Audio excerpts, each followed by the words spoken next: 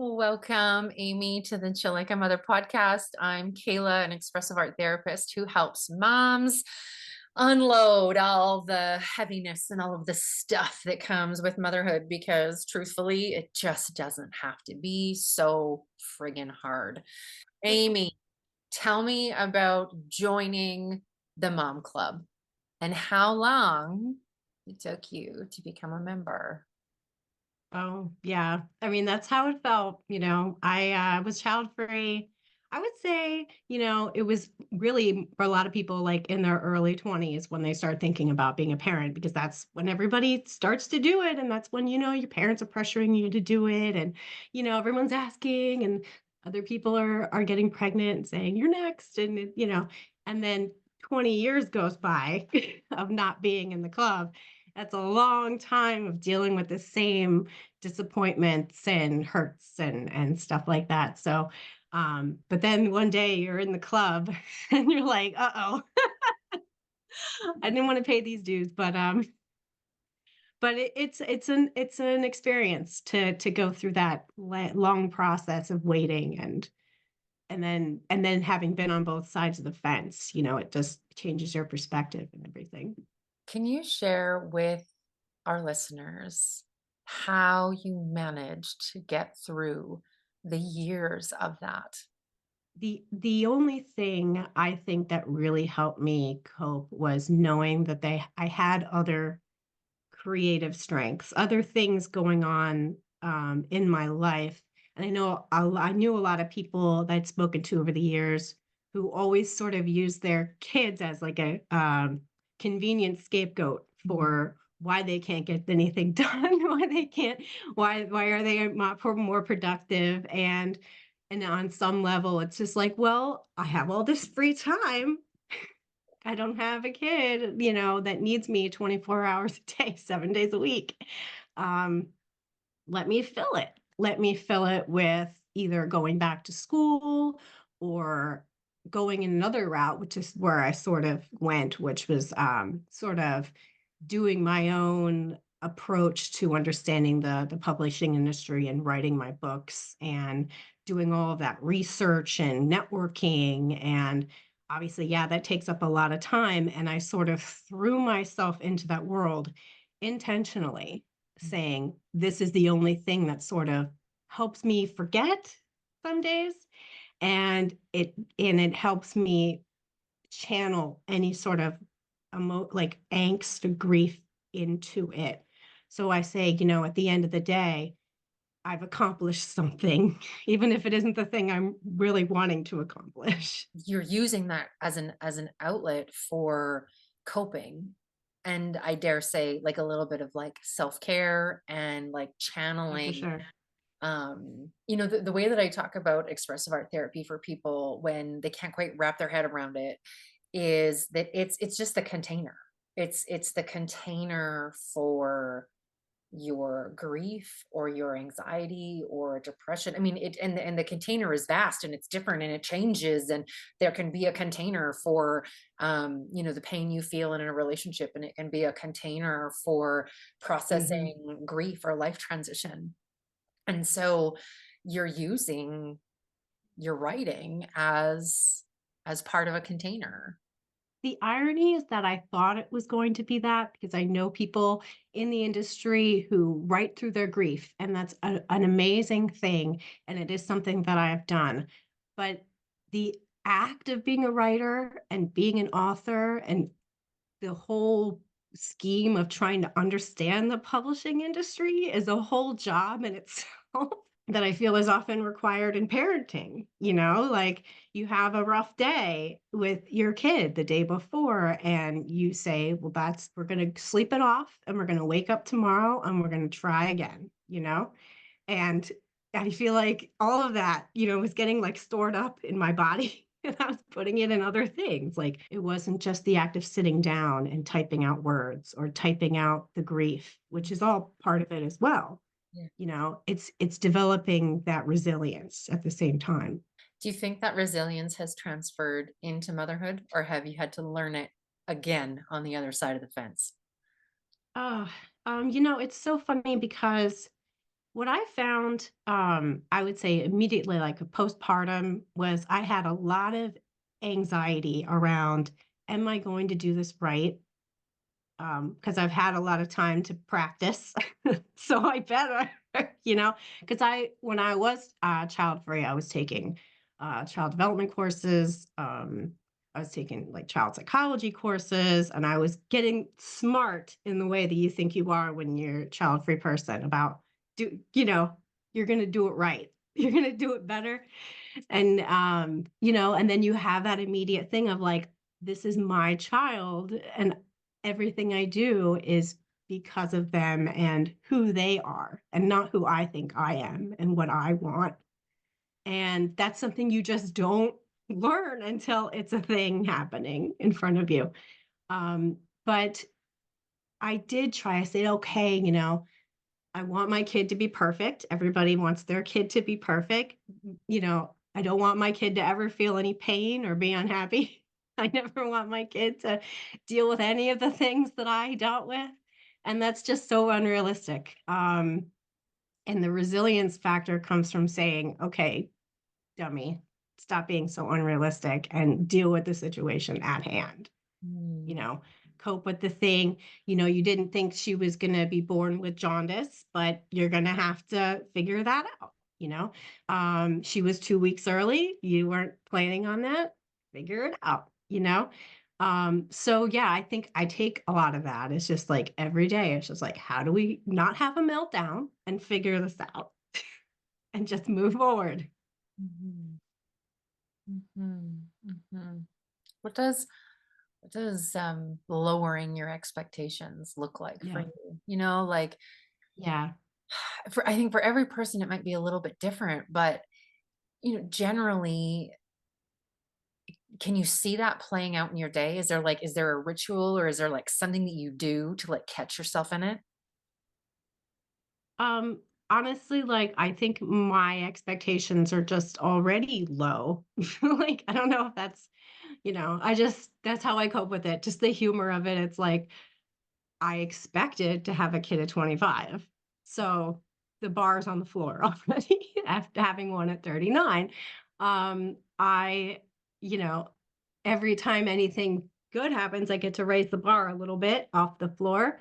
Mm. But I already have that mentality of like, this is good. Things are good, good enough. Don't expect the moon in these real life situations. It's just not how life is. And I think if you take that approach in parenting, like that your 2-year old is going to have tantrums, and they're going to take off their diaper and they're going to run around and they're going to become obsessed with a hairbrush. If you know going in that those things are going to happen, like you're not like completely blown back when they do. And you don't even need to cope in that moment. You just say, oh, okay, yeah, she's gonna act like a 2-year old today because she's 2. Let's deal with it. Yeah. Yeah. I heard you say, you know, you were trying to study to become kind of a good mom, or what you think a good mom is. Can you can you share what that experience was like for you? It really started in early college years as a need to pay my way. I found that the I always had a love of nurturing children in like an academic setting, but it was the most convenient thing to work around my schedule was to teach preschool. And I would teach preschool during the day, and then I would go to class at night for something completely unrelated. I was going for like comparative literature and poetry and stuff, but I was teaching 1-year olds ABCs in the morning. And then a lot went into that. Is my first boss was just this most amazing, like sort of academically minded person around teaching children. Like he understood the benefit of teaching young children, that he didn't want his classroom to just be like a daycare where parents dump their kid and they just sat there all day while so the parent, like that kind of thing. He wanted the parent to show up feeling good about what their child had learned that day, that they were happy and well fed and becoming well-rounded little people. And so he taught me so much of these sort of um, like psychological theories around teaching children that I would not have learned otherwise because that was not my wheelhouse. And I learned so many things, like the Montessori method and the Rye method, and all of these things of how to understand children, what's going on inside their head, instead of having that authoritative, this is how we learn, and like going and getting down and dirty in their world and understanding things at their eye level, things like that. And that fascinated me. I was like, there's another option. Like, there's another way to like raise children besides, being authoritative and bossy you know, and I said, oh, I have to keep going with this. Like, I want to know as much because I guess that my brain is just like a sponge. I just want to learn everything about a thing that fascinates me. And so over the process, I've been in situations where I worked at other places that were not, they were the daycare. They did not, they didn't care. I mean, it's sad that they exist. They're there to take the parents' money. And then, the kids sit there and eat crackers all day and then they go home. Like, that's just how some of their models are. Mhm. But the good places, I think, it's not just a marketing ploy. They really try, and the teachers they hire actually care.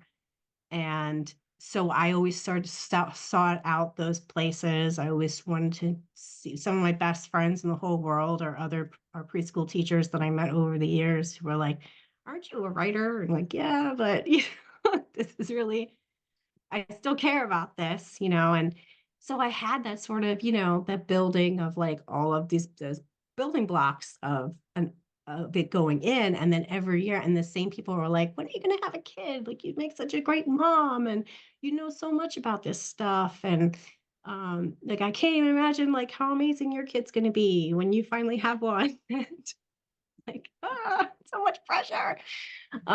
But eventually I do take that in every day. I really care about my daughter's literacy. I care about, if she feels understood. I care, about the best way to handle her big emotions when she has those inevitable tantrums, um, and not making her feel badly for not being able to express herself, the way that I would express myself in the situation. Like, I like this brush. I want to hold it all day, kind of thing. Talking about the brush. That was the thing. Have you heard of the unbrush? No. It's like this a magical brush that's all over like TikTok and Instagram and everything, and it completely just detangles your hair like after like just a couple brush throughs. No matter and my hair is very thick, it gets tangled really easily. So I was like, I need this. And I got it. I got one for me and I got one for my daughter. And the first time I brushed her hair through with it, she grabbed it away from me and she held onto it like this. And she wouldn't give it back. And she was like, it was a whole thing where I had to go into like preschool teacher mode. I'm like, okay, how do we handle this? Like, I don't want her to cry, and she's going to cry when I take it away. And how do I work through this transition? So it was like the first day I took it away, she cried. Uh, and we would just, the next day I brushed her hair again. She took it away from me, held it, took it away from her. She cried. I said, okay, well, we're going to put it in the closet. We're going to close the closet door and then we'll get it back out tomorrow. And so, like 2 or 3 days of that, finally on the fourth day, she was just like, bye, brush. And it went in the closet, and it only comes out for 10 minutes every day and goes back in the closet. But yeah, it was the whole thing, you don't know, that's not in a psychology textbook. No. you No. know No. One night my 2-year-old needed swim goggles, the 3 random dog stuffies that we had in the house. We had to go all over the house looking for the stuffies that he needed to sleep with that. Mm, There was at least 2 other like random kind of items that he needed to go to sleep. And I remember thinking, and this was my second, so I had some context to like how long these phases last. Um, yeah. but in my first, because I have a 9-year-old, and so the landscape of parenting and Instagram and, Dr. Becky was not online then, um, is very different. Gentle parenting wasn't quite mainstream yet. Mhm. And so I had some context to how long this phase would last. And so it was very interesting how I handled it the second time versus how I would have handled it the first time. The first time I probably would have been Right. more like, you don't need this shit to go to bed. Like you go to bed every night. This is ridiculous, right? Also, my first didn't have such attachment to things. My second has a little bit more of an attachment to items. Mhm. And so when he needed the swim goggles and the dog stuffies, and we had to go traipsing through the house for all these things, there was Mm. something inside of me that was different because I knew that the phase was temporary, Mhm. and that I really had to walk myself through some of that narrative of like you're giving in, or you're like you're allowing. I think for some older generations they would even view that as like Right. manipulation, like they don't need these four things to go to sleep, right? Because as an adult we like censor and we don't give ourselves permission, right? And True. so there was these moments, in my parenting where I was like in this like juxtaposition of like, am I giving in? Am I meeting Mm. his needs? I have the capacity tonight, but what if I don't have capacity next week to like go through the house and find all of the items? And I also have like Right. a screaming older child who needs me, And so there's just like all of these decisions just about, like, my example is like swim goggles and your example is like a brush, but there Mm. there are these moments in parenting where you think, is this how the books told me I should respond? Is this how, Exactly. someone on Instagram who I trust and I value their opinion, is this how they would handle the parenting experience? Is this how my parents would have parented me? Completely. Yeah. And those Yeah. moments can be really complex. I hate to say it, but I do go into a lot of my parenting thinking about how I was parented. I know coming from a position of somebody who didn't know they were neurodiverse until they were in their late 30s because my parents were like, oh, that's not a thing. you know, don't do those things. Just stop being weird. Like that's your job. Just Shut it down. go out in the world and don't embarrass us. That was my family was please don't embarrass us. And so, you work hard at those masking behaviors. You work Yes. hard at learning how to not be embarrassing. And you never get, one of the reasons I didn't let my daughter keep the brush is because I knew she would want to take it to bed with her, and then she would be up all night talking to the brush and not sleeping. Yes. So that's really the only time I ever take anything away from my child is if I know it's going to keep them up all night. Yes. But that often, I'm like, okay, does this make you happy? Here, take it. Like, and I know that I don't want to think of myself as permissive, but I know it's like, is it really going to hurt her to have this right now? Is it going to hurt anyone else? No. Okay, fine. Just, you know, whatever makes you happy for the next 20 minutes. I'm fine with that. Have you eaten? Have you slept well? Are you comfortable? Are you happy? Nothing else matters, you know?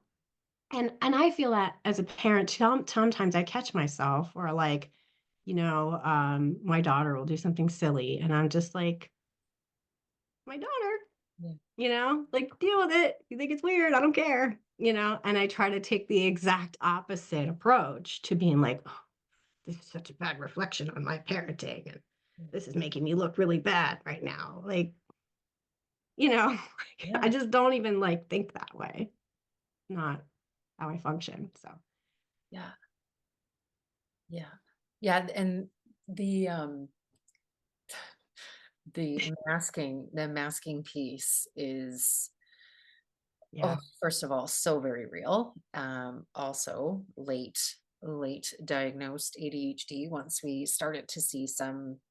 I saw tendencies in my son, my oldest, since he was about 3, so I Mhm. kinda knew it was coming, but, um, the reality for for me and my husband is that we also are both neurodiverse. And Same. I get asked sometimes, like, what's an example? Like, what, why might he do that in this scenario, but not in another scenario? Or, um, Mm, those hard parenting moments that people can describe, especially for mothers, because there is research to absolutely prove that children are like a ridiculous number of percentage worse for their mothers than for anybody else. And mm, there can be this like conversation that happens, and my response is often, well, it's because he's masking in these moments. He could be mm. like legitimately and genuinely regulated, for sure. There are those moments. Right. Right. But there are other moments where I could see it, like I can watch it unfolding at family functions or something where like Yeah. he is holding himself back.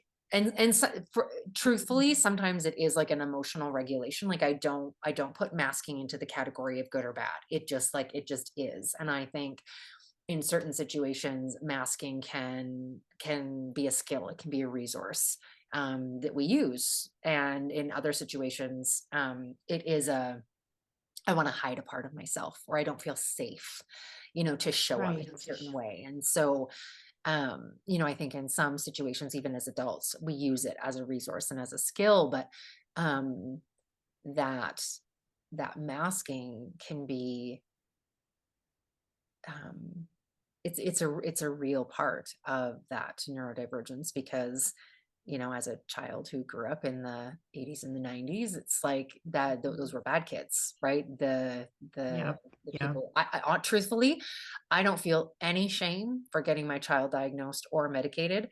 But I Good think for my you. life would have been very different had I gotten an early diagnosis, because I would have been one of those kids then. Yeah, it's very tricky. That was a very hard time. I remember that it was always like the delay.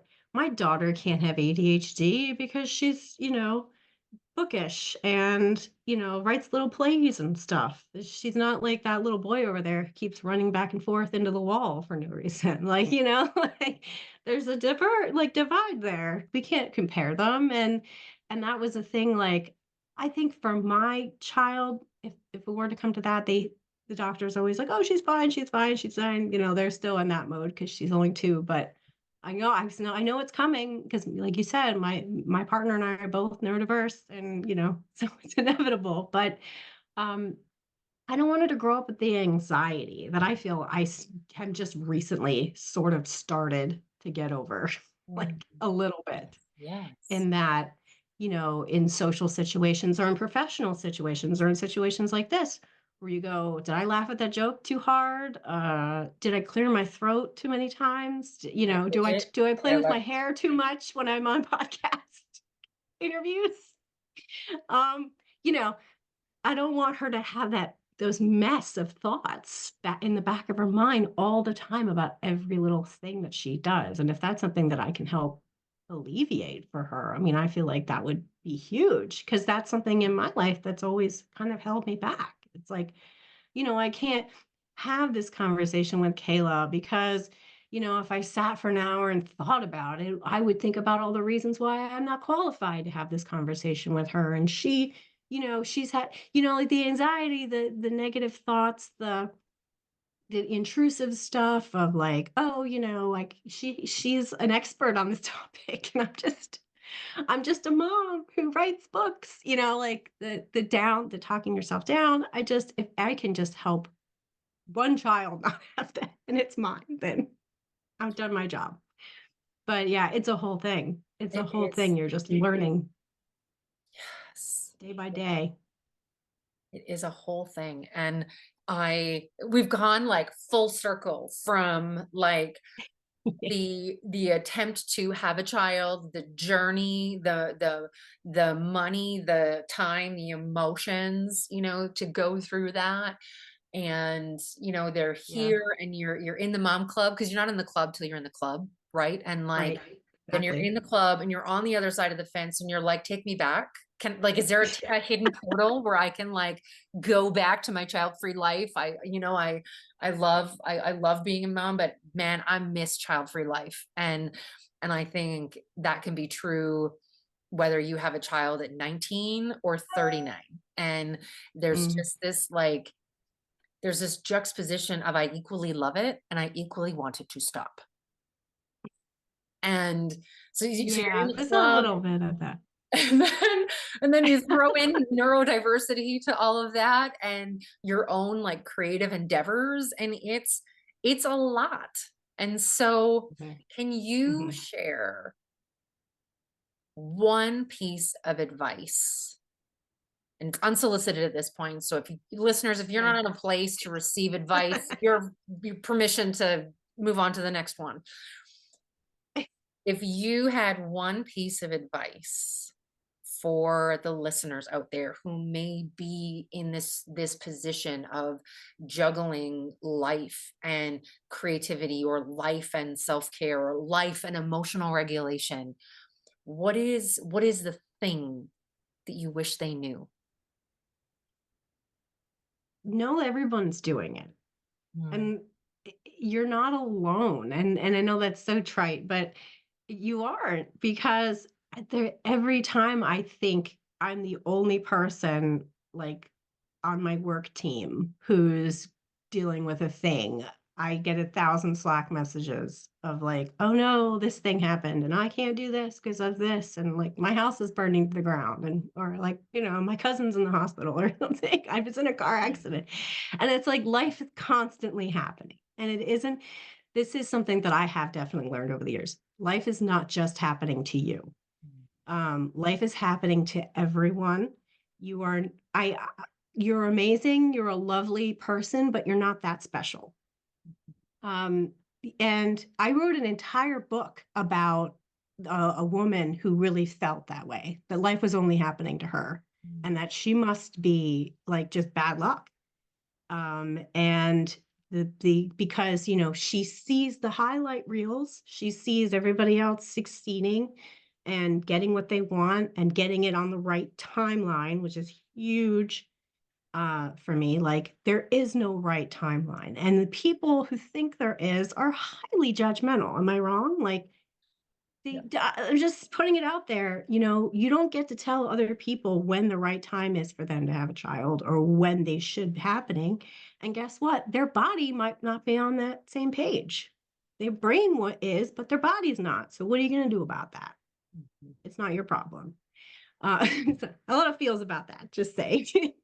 But it's not just happening to you. You are in the same boat as everybody else, and other people are just really good at pretending Mm, in a way that you might not be.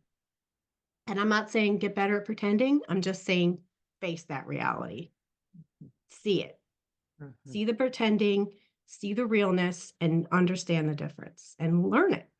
And you will find the people, the real people who are in the world who are like, I'm struggling, I'm hurting, this isn't what I wanted. I wish I had kids. I wish I didn't have kids. I wish, everything was different. Grass is always greener kind of thing.